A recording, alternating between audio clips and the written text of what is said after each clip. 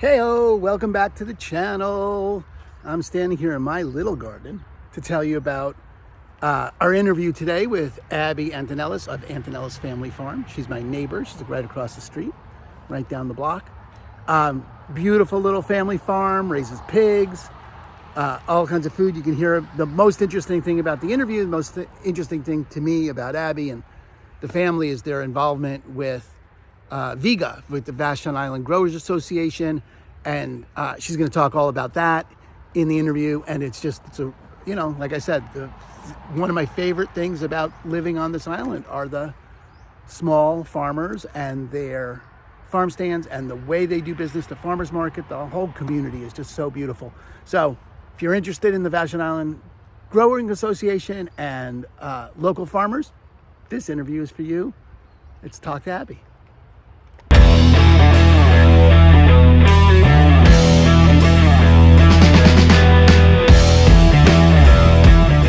Well, thanks for taking some time with this. This is great.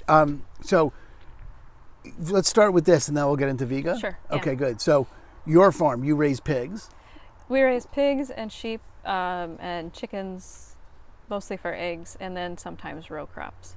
And you sell, you don't have a stand though. I sometimes do, but I haven't in the last few years. So it's just been for the farmers market. I'll sell at other people's stands at Provo Farm sometimes, and then now that VEGA has the co-op table, I'll go drop stuff there. Great. Yeah. And so the pigs you sell whole or butchered or? Yeah, we can only legally sell them whole on the hoof, but my husband just got a grant from WSDA to make a mobile slaughter unit. So he's in the works of that. And he's gonna actually this weekend go get the box on the truck, or next weekend I think, so he can be a mobile butcher for Island. Since Brandon left, Farmstead Meat Smith, there's no, Farmer George will come over, but not often anymore. So there's nowhere to get your meat processed. And the USDA plant just shut down too for the state. So it's really. So the local farmer has generally limited options in terms of being able to sell their meat. Yeah. Wow. Okay, good. So he's going to be, and when you say the mobile, that was the, oh gosh, I'm so bad at names. Is Brandon Sheared, Farmstead Meat Smith, did it? And then Farmer George from the Peninsula does it. And the truck that's in front of Camp Colville's from time to time? I don't know much about that's George from, I think his name's George from Seabreeze. Yeah, Farm. from Seabreeze. That's what I was thinking of. I don't know how he does his stuff at all. Yeah, not at all. Okay, good. So that's a whole different whole different game. So then you're raising your pigs, and now that means you would then be able to slaughter them and sell them off as chops, as meat. Only if you go WS. Well, yeah, technically, because my husband will be doing it, but you really need to keep them separate. Like I can sell the animal whole, and then they can deal with like my husband's business with the butchering, but we can't really like overlap it legally. It's kind of a weird rule. That is weird. It's really weird, yeah. So, but your husband will be selling. He will do the butchering for the meat that the people already bought. So we can't sell like to Ruby Brink or to the grocery store or at the farmer's market or even out of our stand, like cut and wrapped meat. You can't do that. No, not unless you go through the USDA. And meaning they have an inspector there. It's at a facility that's USDA approved, and that one, the only one in the state, just shut down. So there's nowhere to do that now unless you go to Oregon. So wait a minute. So every farmer in the state now has to go ship their meat out of state to have it butchered? If you want USDA, yeah. It's a big problem. If you want to sell individual meats versus like Lorene and Andy from East Island Farm. Yeah. They have a bunch of pigs and they're in a jam now because they sell like cuts. And so they have to take them all the way down to Oregon and then go get it all. It's a hassle, a major problem. Hassle. Yeah.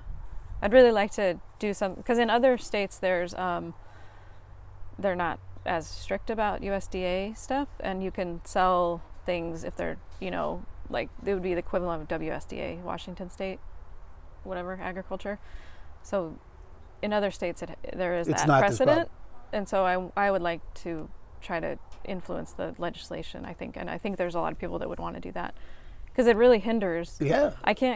It hinders people growing, meat. You can sell chickens from your farm directly if you slaughter them, but you can't sell any other type of meat, which is really bizarre. How random and arbitrary is it? It's really bizarre. Okay, and so the pigs you sell, do you have to buy a whole pig?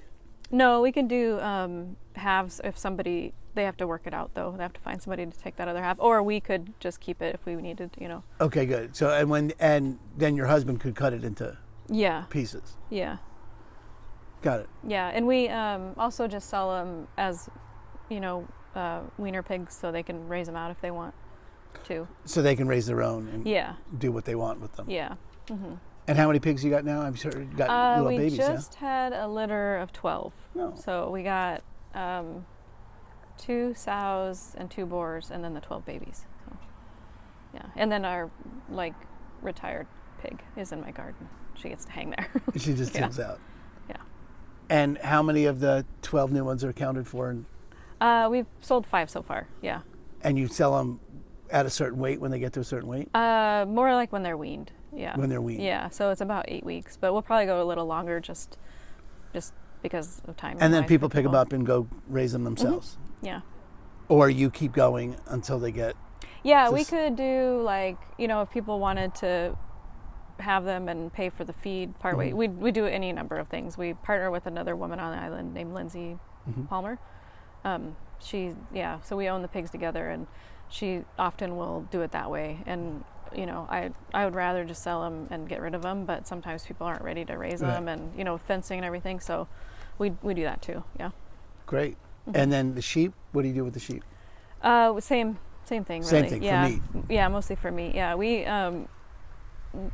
like to keep most of the sheep meat that we get, but we'll sell a few animals. Keep for the household. Us, yeah. We do Greek Easter every year, so we do a whole lamb, Greek Orthodox Pascha. That's It's pretty fun. Yeah, that's awesome. Yeah. It's a big party. Yeah.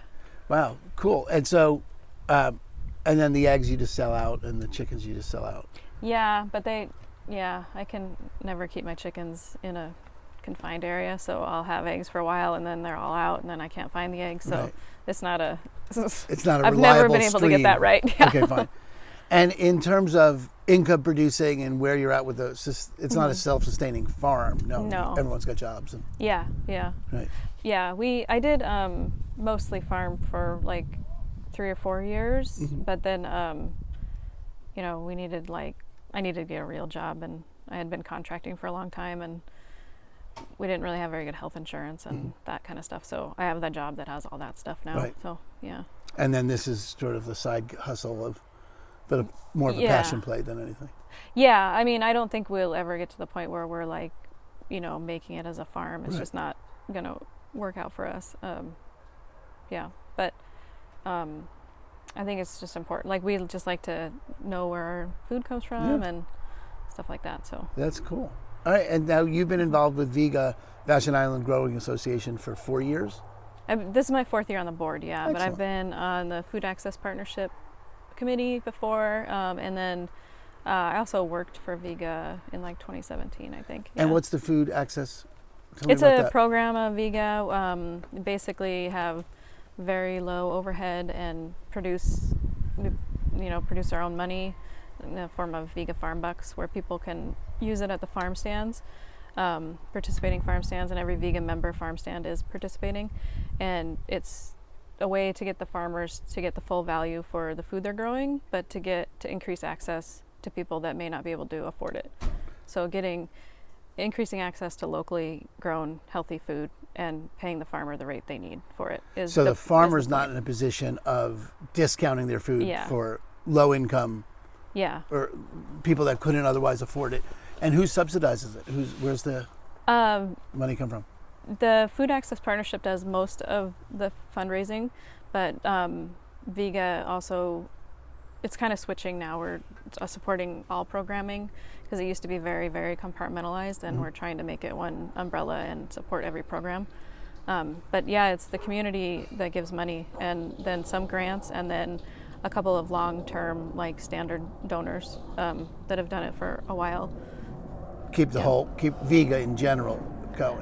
The Food Access Partnership. Food Access Partnership. Yeah, Vega runs off of some sponsorship too. It used to be primarily for the market, but now it's we took this year off of asking for sponsorship, and in the fall we'll ask again for like Vega-wide sponsorship, so people could, sponsor a farm stand if they want for this credit program, which is like just a credit program of farm bucks basically. So at participating farm stands, people can go and not have to turn in the physical dollars, and you just write it down and put it in the box what you took and what you needed, and then the farmer and then whoever paid. was sponsoring it covers it? Yeah, that would be where their chunk of money went, or if they wanted to sponsor Get Growing Video, or any number of things that Vega does. Yeah. Got it. And at that point it's just, the whole farm stand thing is honor system anyway. Yeah. But so that would be honor system that someone wasn't using farm bucks they could afford.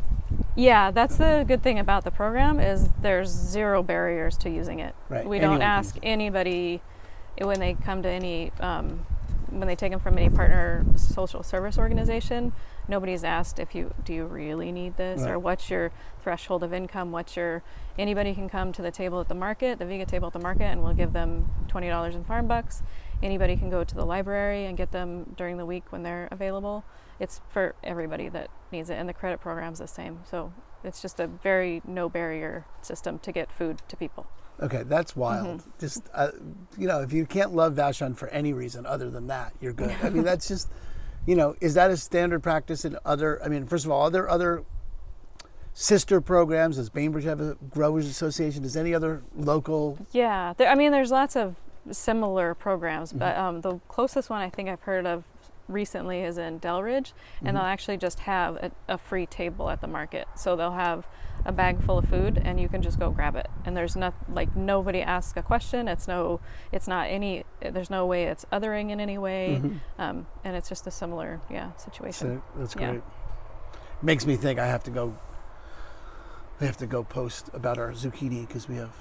Yeah. Well, that's another thing. Right. If you have extra, right, Vega also has a preservation program. Right. So last year we gleaned and preserved 4,600 pounds of food that would have otherwise gone to waste in partnership with the food bank. A lot of it went fresh through the food bank, and then anything that couldn't, we preserved with these freeze dryers that we got, or turned apples into applesauce, and dehydrated food, and then just gave it away to the community for free. Yeah. All right. Well, I'm gonna have to figure out how to get you my zucchini. Yeah. We have, 6 foot long zucchini that we're never gonna. Yeah. Can't keep. Our garden went feral this year. We just haven't gotten out there to tame the thing, and it's just a beast. Yeah, that's a good thing about the preservation program too, is we can take small amounts like that. Right. So the food bank needs, 50 pounds to right, they can't take one bunch of grapes, but the preservation program can, because we just freeze it and then freeze dry it and then just give it away to people. And we got those freeze dryers from a grant through King Conservation District. That's so fabulous. It's a very nice sustaining program. And so Vega's accountable. So, and every farm stand, every local farm is part of it. Is there anyone on the island who's not? Some farms aren't, but we would honor farm right, bucks that they turned in. Right, because you don't want to fault somebody for not understanding who's on the list or not. But, exactly. But all the, I'd encourage everybody to, because then you can, you get access to this whole other section of currency that's going to come in. Right. Yeah. That's great. Mm-hmm. And so what else is it? So what else do people not know about Vega that's important for them to know about Vega? I think from my perspective, you'd probably get lots of perspectives if you asked anybody involved mm-hmm, in Vega, but from mine, I would say that ultimately I think we're working on closing the food system loop, really. We're supporting farmers with direct grants. We cover crop costs. We did that last year with the David Pfeiffer Sustainable Regenerative Agriculture Fund, and then we'll perpetuate it on by ourselves, with sponsorship money and things like that. So anything that growers need that could help them grow more food, we would be interested in helping them get those things. And then, we have the market where people can go buy the food We have the farm stand map, which we maintain. We get weekly updates on it by querying the growing community, and then we update it weekly. And that farm stand map is who's open and Yeah, what they have generally, and what their general hours are, and kind of background information. And then every week, if they have an update, they'll send it, and then we put it on the map. and that's on the website. Yeah, yeah, That's excellent. yeah. It's great because I only see the paper map, but that Yeah, and then we have a whole educational arm too. The Get Growing is like for backyard gardeners, and then yeah, so it's like, you know, how to mulch, how to compost, how to make your soil better. And Karen Biondo and Jennifer Hawk make these great videos that are on our website too, about all those topics. And they're starting to go through farm stands, like visiting farms and kind of interviewing the farmers, and all that stuff will be coming too. that's awesome. Yeah. And then we have a craft program too, but it's kind of silent right now because we don't have anybody to run it. But it's basically, that's to get interns on farms more interconnected amongst the farms, and kind of like get access to the most amount of information that they possibly can while they're interning or working at a farm if they're new growers. And are there farms that take woofers on the island? Yeah, historically, yeah. I think I get the sense that people are sort of moving away from that and getting like paid labor, but I'm not really tuned into that. Yeah, but they do take that. I just don't know who right now may have those, or yeah. Because we were living on a farm up in Cedro Woolley, and it was where we got introduced to woofers. We were like, oh, check these people out. Yeah, and that's exactly what the craft program is for. So people like that who come and then you want to learn as much as you possibly can while you're doing it. So going to many different farms and seeing how they do stuff is the best way to do it. That's cool. Yeah. That's great. So it seems like Viga is such a great resource for, you know, anyone on and the island is so verdant and fertile anyway. It's such a great, you know, I think it'd be hard to live here on your land and not think, oh, I should have a garden. Yeah, you right. know, I should grow my food here. This is you know, what we need to do. So, I wonder, do most people grow something?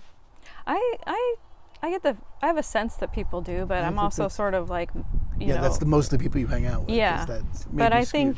think that people try, and if, you know, they fail, they'll keep trying, and eventually something lands. And even if it's just like a couple little pots on the porch, I know people are doing that all over the place. Right, so, that for sure. But I just think everyone's got a little plot of land looking for sun. Just when I'm shopping with people, it's always sort of important for them to have some sunny patch that they can put something on. Yeah. Seems to be a common. I think it's getting more important, right? Yeah, right. More and more important. Right, even just with the ferries not being reliable, right? As the ferries become less and less reliable, it's like, we should get over here and steal a pig. Yeah. You know, the deer are going to become way less comfortable, I think, at some point. That's great. And how long have you been on the island? I think 9.5 years, I think. Oh. About that. Yeah. Yeah. That's great. That's like me, a little bit less than me. Yeah. That's great. And what brought you out? Where are you from? I grew up in Alaska, and then I moved to Seattle in, I think, 2009. And then we had one kid, and we were living in West Seattle, and another one on the way, and the house just wasn't going to work. And so, but then we couldn't really afford it. It was right when everything started to kind of go a little bonkers over there, but it hadn't here yet. Right. And it was the first time I'd actually ever come here was when we came and saw this house, and I was like, yep, let's do it. That's great. All right. So I remember when this house was for sale, because it was just after we had gotten here, and I was always looking at houses. And this was before I was in real estate, or maybe just after I got into real estate. And that's great. Very cool. Well, it's great. And so you've been in this place for that long? Yeah, yeah. It was funny coming to see the house too, because it was like an older couple lived here, but he had already left, and so like everything that he owned was here. So it was really hard to kind of see the house, and I think that's why we got lucky and it just sat on the market for like 4 months. And I think now it would go like really quickly, you know, if it was on the market. Would go very quickly, and for probably, what'd you pay for it? Do you remember? $450, and I was appalled. Yeah. I was appalled at that price. Right, exactly. I was like, let's offer him $425. Exactly. All right, good. Well, you've tripled your money now. Easily tripled that money in that length of time. So that's, you know, both scary, wonderful. Yeah. The taxes are not fun, that's for sure. Right. But still, but sitting on that much equity is. Yeah, it's nice because we just had to the house had never been like this whole front was like painted, which was like the worst thing you can do for logs. And so we had to have people come out and sandblast it down. They did everything. They were here for, I think, 5 weeks. Did a great job. It was awesome. It's just a bummer because it's one of those things where you look at it and you're like, I don't really see the $60,000 that we just put into it, but it looks awesome. Yeah, no, but you do. But again, that's one of those things that people don't understand about home values. That $60K will get you back 70. Oh, I mean, yeah. Just without a doubt, that kind of thing, because it looks new. I mean, the groundwork is. It's just really nice. I'm really pleased with it. Yeah. Yeah, you should be. Yeah. Yeah, that's great. All right, did good. such a good job. Now someone who can refer a sandblaster. Yeah.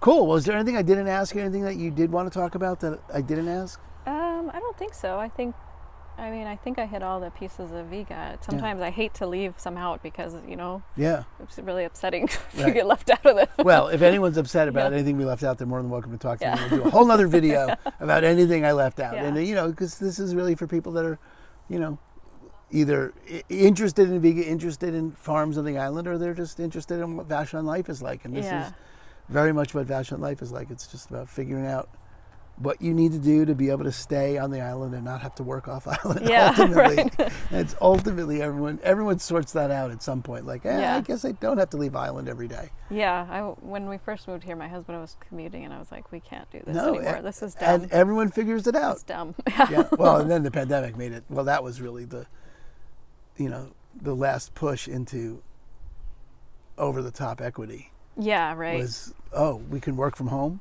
Yeah. It's like, so if you're on the Comcast side of the island, you're all right. Yeah, I've been thinking about calling them, but they wanted so much money to run it to the house, but everything we have is awful. We have CenturyLink and Starlink, and it's awful. Oh, it's awful. Oh, really? Yeah. And because you're not, they just never got it to the house. They never brought it to the house, yeah. And they called a little while ago, and they're like, oh, no, you're in the area. And I was like, I don't know. Last time you told me it was going to be like $25,000. And they were like, well, that's not what this says now. And I was like, well, I don't know how it could be. Yeah. I mean, it's just on the, it's literally a wire from the pole. Yeah. I mean, you're further from the street than I am, but you're not ridiculously further from the street than I am.